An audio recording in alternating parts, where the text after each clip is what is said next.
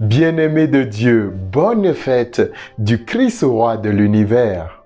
En cette solennité, nous méditerons les lectures du second livre de Samuel au chapitre 5, le psaume 121, la lettre de Saint Paul aux Colossiens au chapitre 1 et l'évangile de Luc au chapitre 23, 35 à 43. La Voix du Seigneur aujourd'hui, une réflexion proposée par le jésuite Jean Améglé. Le thème de notre méditation est bien le leadership par l'amour et la compassion.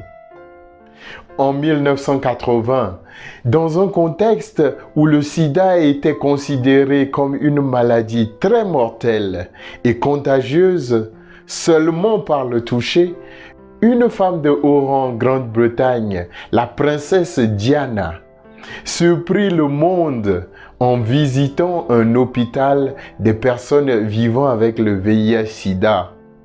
Courageusement, elle salua de la main un malade du sida sans porter de gants et elle changea depuis ce moment la perception du monde sur cette maladie.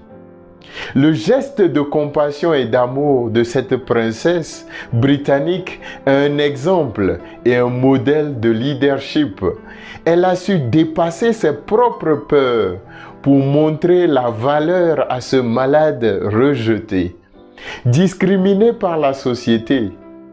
En ce jour de la solennité du Christ roi de l'univers, les lectures nous présentent Jésus comme un modèle de gouvernance, de leadership à suivre.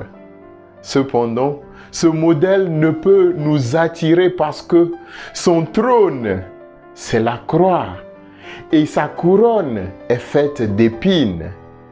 Sur la croix, subissant les moqueries, les humiliations, Jésus continue de tirer le meilleur de ceux qui l'entourent.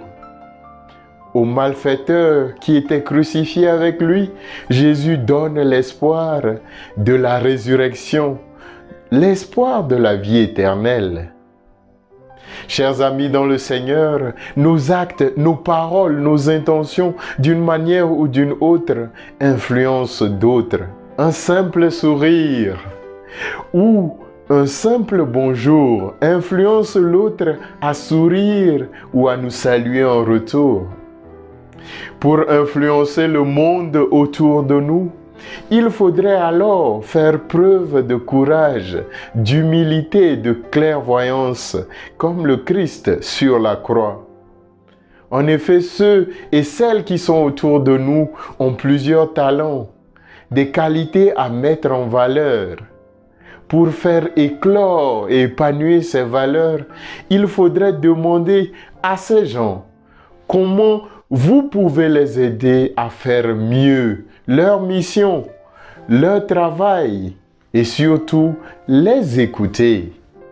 Les critiques directes, les menaces n'ont jamais fait changer les gens. Cela les pousse plutôt à s'endurcir. Le leadership du Christ en ce jour est comme celui d'une maman qui utilise tout son amour pour influencer son enfant à éviter de faire des bêtises. Au lieu de critiquer les autres, demandons-les comment pouvons-nous les aider à accomplir leurs désirs profonds, leur mission ou leur projet.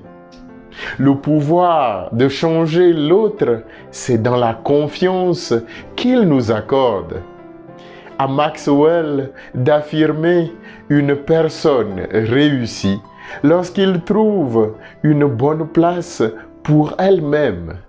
Mais un leader réussit quand il trouve une bonne place pour les autres. Le proverbe africain d'ajouter en ces termes, on ne tire pas une fleur pour la faire pousser, on l'arrose et on la regarde grandir patiemment. Bon dimanche et bonne fête à tous et à toutes.